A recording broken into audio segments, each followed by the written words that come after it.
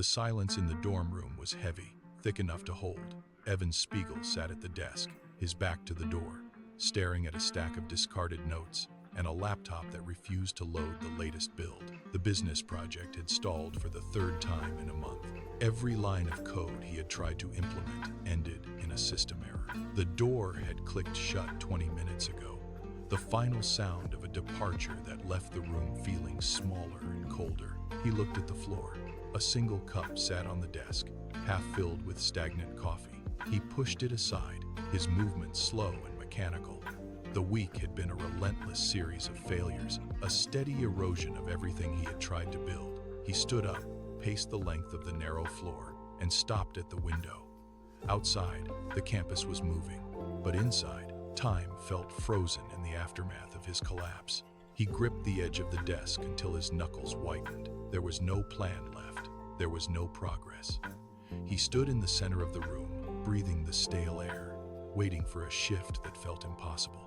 The door swung open, slamming hard against the wall. Reggie did not knock. He paced into the room, his eyes bright, breath hitching as if he had run across the entire campus. He stopped in front of the desk, dropped a notebook onto the wood, and tapped a single line of text with a sharp, insistent rhythm. "Photos," he said. "They should not last forever. They should vanish into thin air the second they are seen." Evan looked at the page. He traced the words with his finger. No permanent archives. No record of the mistakes people make on a Friday night.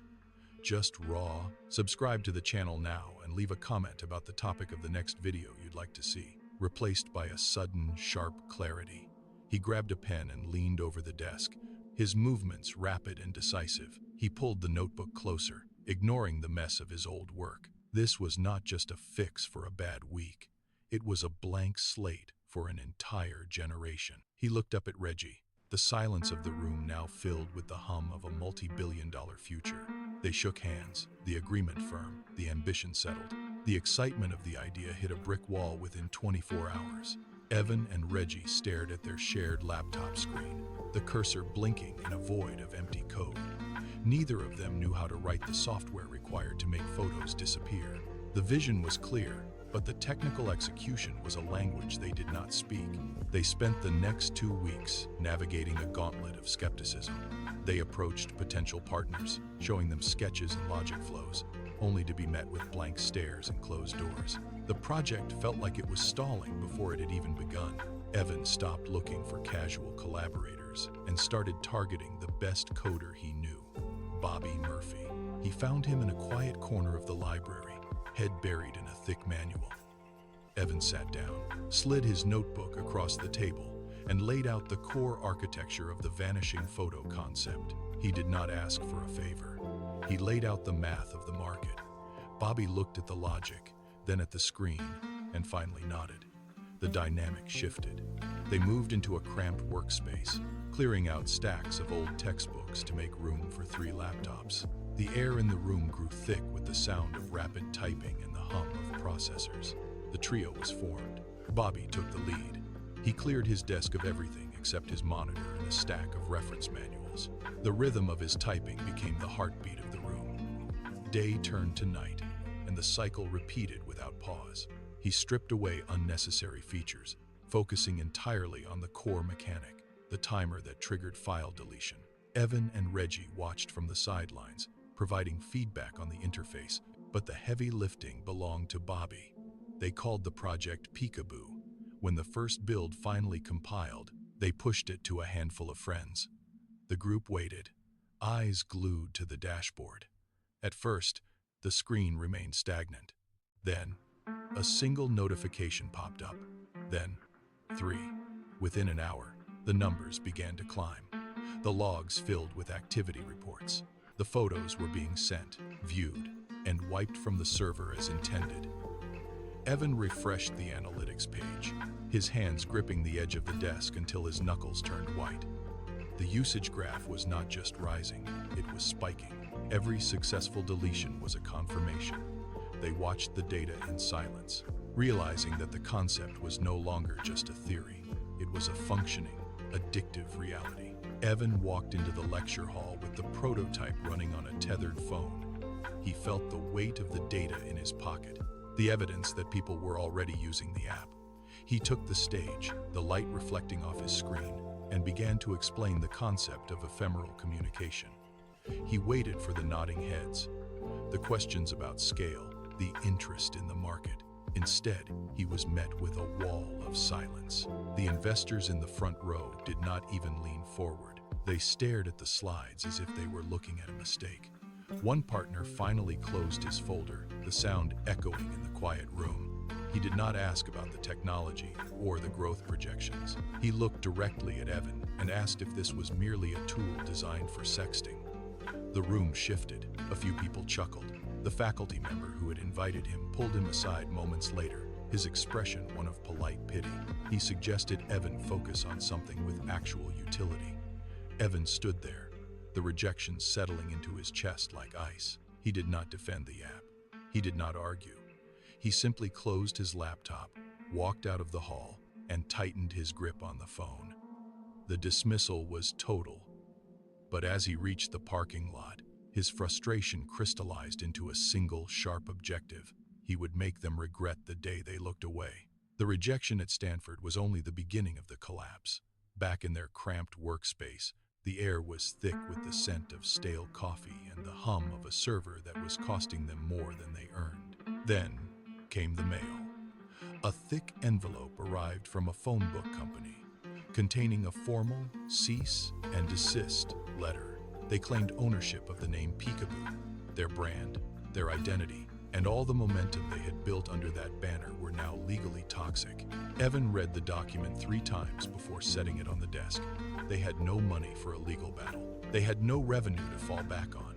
They were effectively invisible to the tech community, isolated in a basement while the world outside moved on. With no other option, they stripped the name away and replaced it with a new one: Snapchat. It felt like starting over, but the stakes were higher now. The bank account was drained. The investors were gone. They were 3 founders alone in a room, clutching a name that no one knew, facing a future that looked increasingly like a dead end. They had nothing left but the code and the stubborn belief that they were right. The rhythm of the work became a wedge that split the team. Bobby lived at the desk, his eyes fixed on the glow of the monitor, fingers moving in a constant frantic dance across the keys. The code was their only lifeline, and he treated every line like a structural support for a collapsing building. Across the room, the dynamic was different. Reggie moved with a casual energy that felt increasingly out of place. While Bobby debugged through the early hours of the morning, Reggie was often out, chasing parties and the social scene that they were supposed to be disrupting.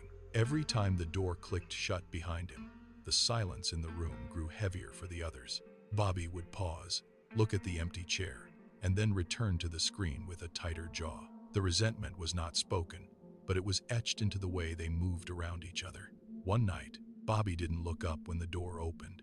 He just kept typing, the sound of the mechanical keys filling the void where a conversation should have been. The divide was widening. They were supposed to be a united front, but the reality was a team of 1, a team of 2, and a ghost who only appeared when the sun came up. The confrontation was short. There were no shouts, only the cold weight of a decision already made. Evan and Bobby stood by the server rack, their backs to the room, while Reggie watched from the doorway. They did not wait for an apology. They did not wait for a change in behavior. Evan sat at the primary terminal, his fingers hovering over the keyboard with a steady, clinical precision. He navigated through the administrative access panels, deleting credentials one by one. With a final, sharp click of the mouse, he reset every master password. The system locked Reggie out of the network entirely. He was a ghost in his own company. The air in the room shifted, turning thin and sharp. Reggie stood frozen as the realization settled in that he had been erased from the digital infrastructure he helped create. There was no room for negotiation. This was a total severance. Within minutes, the first legal notices began to hit their inboxes, signaling the start of a bitter, protracted battle. The friendship was gone, replaced by lawyers and court filings. Evan and Bobby turned back to the screen, the silence now absolute, and began the work of rebuilding the platform from the ruins of their partnership. The office was quiet. But the silence was now a luxury he could not afford. The legal bills were mounting, and the coffers were empty.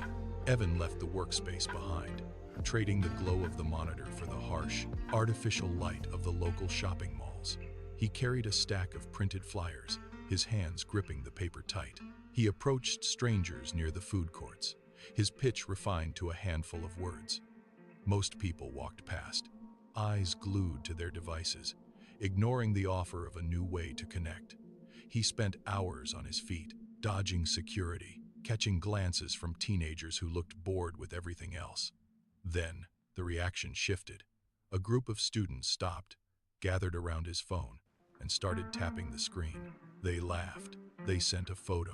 It vanished. They sent another, watching the timer count down to 0. The skepticism in their eyes turned into genuine curiosity. He handed out the last of his flyers, his pulse quickening as he watched them download the app right there in the hallway. It was no longer a theoretical project. It was a secret, a private clubhouse that belonged only to them. He walked out of the mall with nothing left to hand out. But for the first time, he knew the spark had finally caught. The numbers did not climb, they surged. By December, 2,000 daily users logged in, but the real shift arrived with the new year. 20,000 teenagers were now active, turning their phones into a private, ephemeral network. The app became a digital clubhouse, tucked away from the prying eyes of parents who still cluttered Facebook with permanent, searchable updates. High school hallways became the staging ground for the movement. Students shared photos that required no polish and no curation. They sent streaks of raw, unfiltered moments that existed for seconds before dissolving into nothing. The addictive nature of the disappearing image forced constant engagement. Every notification was a demand for immediate attention, a fleeting secret that could not be saved or shared elsewhere. The server load spiked, forcing the team to scramble just to keep the infrastructure from collapsing under the weight of the traffic. It was a chaotic, organic expansion that defied conventional marketing logic. The app was no longer a tool, it was a ritual. For the first time, users felt the freedom of an identity that left no trace behind, and they were not going to let it go. The servers groaned under the relentless pressure of 1 million new connections. What started as a local obsession had mutated into a global torrent of disappearing data. By October 2012, the daily count hit a staggering threshold. 20 million photos were flying across the network every single day. The data flowed like a river that refused to be dammed. It was no longer a hobbyist project or a niche curiosity for students in a single city. It was a massive, pulsing infrastructure that demanded recognition. Industry analysts stopped dismissing the disappearing images as a gimmick. The sheer frequency of the traffic made the app a dominant force in mobile engagement. Every second, hundreds of thousands of users captured, sent, and erased their reality. This volume meant that for every minute of every day, the app held the undivided attention of a massive, loyal generation. It was a market share that could no longer be ignored by the established empires. The data footprint was invisible, yet the impact was undeniable. The giants of the tech world finally turned their gaze toward the small office, watching the metrics climb with an intensity that signaled the end of the honeymoon period. The era of the quiet startup was over. The invitation arrived on a Tuesday, an electronic ping that felt more like a subpoena than a request. Mark Zuckerberg wanted an audience. The message was brief, cold, and entirely devoid of pleasantries. Evan stood in his office, looking at the screen, and the air in the room suddenly felt thin.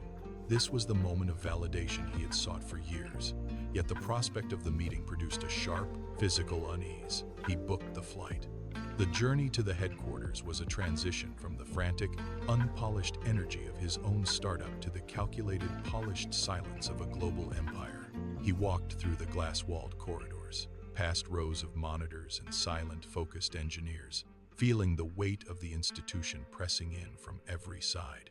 When he finally reached the inner office, the door clicked shut behind him, sealing out the noise of the outside world. Zuckerberg sat behind a desk that looked like a surgical table. He did not rise. He did not offer a hand. He simply motioned for Evan to sit.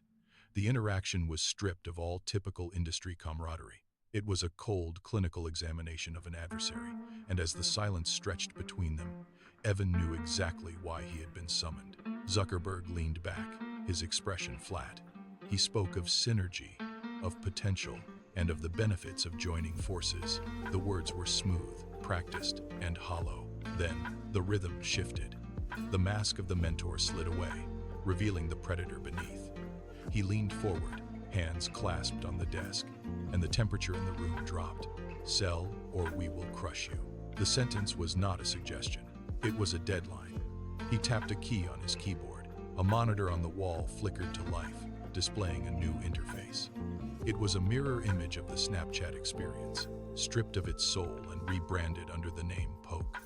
Zuckerberg watched Evan's reaction, waiting for the flicker of fear, for the realization that his entire life's work had been cloned in a basement lab. It was a calculated display of dominance.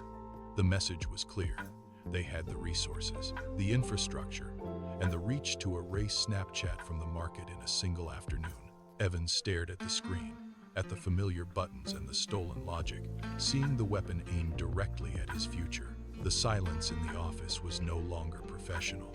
It was the sound of a war beginning. Evan walked out into the bright California sun, but the warmth felt distant. His pulse was steady, stripped of the initial adrenaline of the meeting. He did not call his lawyers. He did not look for a buyer.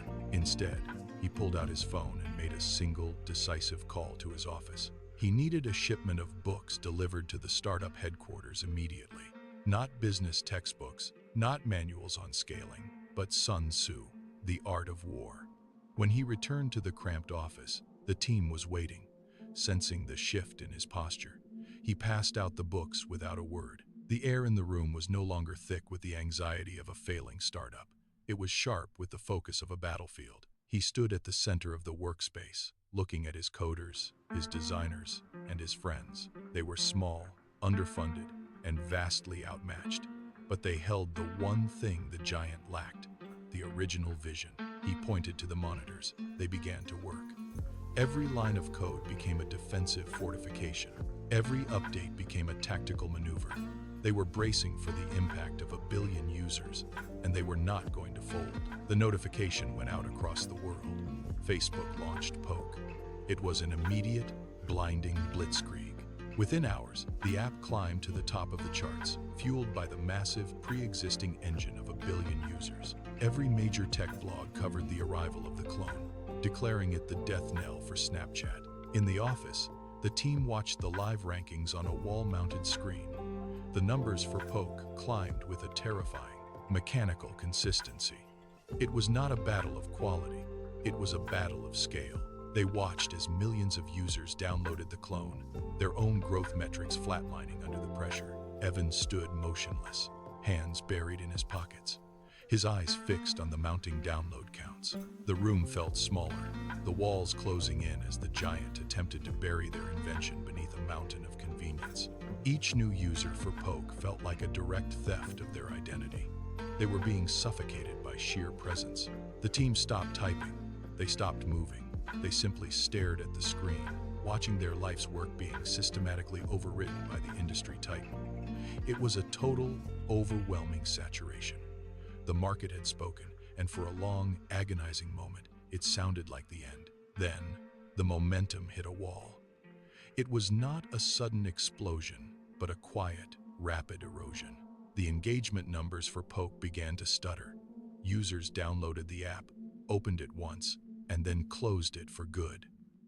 The novelty of the clone evaporated in the face of its artificiality. It lacked the pulse of the original. Evan watched as the ranking, once a vertical climb, began a sharp, jagged descent toward the bottom of the charts. The giant had poured millions into a hollow shell, and the public saw right through the mask. People did not want a corporate replica. They wanted the raw, unpolished freedom of the original. The downloads stalled. The daily active users withered. By the end of the week, the Titan's clone was a ghost town, relegated to the forgotten corners of the App Store. In the office, the silence broke. A shout went up from the back of the room. The metrics were turning, the traffic was flowing back, and the threat had dissolved into thin air. They had survived the siege. The market had rejected the manufactured for the authentic. And in that rejection, Snapchat found its permanent footing. They were no longer just a startup, they were a movement. Survival was no longer the goal. Dominance was. Evan stood before a whiteboard, erasing the failed features of the past, his marker squeaking against the glass. He needed a way to keep users inside the app long after the photos vanished. He drew a timeline across the board. If a single photo was a fleeting spark, a collection of them was a fire. He called it stories. The idea was simple but radical. Let users stitch their day into a 24-hour narrative that wiped itself clean at midnight. No permanent profile, no curated archive, just the raw, unfolding sequence of a life. The team began coding, their fingers flying across keyboards in a frantic, creative rhythm. When the update went live, the effect was instantaneous. The app stopped being a tool for private messaging and became a public stage. Users began broadcasting their morning coffee, their commutes, and their late-night dinners, creating a living, breathing timeline of human existence. The engagement metrics spiked to levels they had never touched before. It was addictive. It was immediate. It was the birth of a new visual language. By the end of the month, the entire social landscape had shifted. They had not just built an app, they had rewritten the rules of how the world shared its daily history. The office air grew thin when the invitation arrived. It was not a request, it was a summons. Mark Zuckerberg did not want to compete this time. He wanted to conclude the matter. He arrived with an offer that silenced the room. $3 billion in cash. The number hung in the air, cold and absolute. For a company that had yet to generate a single cent of revenue, the sum was an impossible, blinding reality. It was enough to retire generations, to erase every doubt, and to buy a life of absolute security. Evan watched his team watch him. The silence was heavy, broken only by the hum of the cooling fans and the distant sound of traffic outside. He looked at the paperwork on the table. It was a clean, final exit from the chaos of the startup grind. One signature would turn the struggle into history and the uncertainty into a fortune. He felt the weight of the paper under his hand. This was the threshold. Outside, the world continued to spin, unaware that the future of the company sat on a single desk, waiting for a yes or a no. The choice was no longer about the money. It was about the path. Evan looked at the pen. He looked at the signature line. Then he looked at the man across the table. The weight of the $3 billion vanished the moment he stood up. He did not say a word. He simply pushed the folder back across the polished mahogany surface. The sound of the paper sliding against the wood was the loudest noise in the room. He turned toward the door. The air in the office shifted instantly. The offer was not a bridge, it was a cage. By refusing, he was not just rejecting a fortune, he was rejecting the idea that his creation was a commodity to be absorbed. He walked out of the building and into the bright, unfiltered daylight. Behind him, the tech world froze. News of the rejection hit the wires within minutes, sending shockwaves through every boardroom in the valley. He had bet everything on the idea that the future could not be bought. He kept his stride. He did not look back. The struggle for independence was over, and for the first time, the path forward was entirely his own. The empire was not for sale, and he had just proven that vision was more durable than cash. The dust settled on the valley, but the digital landscape had been permanently altered. That initial, desperate idea of photos that vanish into thin air grew into a massive global network. It moved beyond a simple tool and became the primary way a generation communicated. The permanent archives of the old internet, once thought to be an inescapable record of every past mistake, faded into the background. In their place, a new logic took hold, one of raw, immediate, and temporary connection. Millions of people hit the screen every day, sharing moments that existed only for a heartbeat before dissolving. The empire was built not on hoarding data, but on the freedom of letting it go. It turned out that the most valuable commodity in the digital age was not storage, but the permission to be authentic without consequence. From a cramped dorm room to a global platform, the trajectory of the app proved that a single, focused vision could dismantle the established giants. The digital footprints did not haunt the users anymore. They simply vanished, leaving behind a space that felt truly human. The legacy was not just the code, but the shift in how the world chose to interact, one disappearing frame at a time.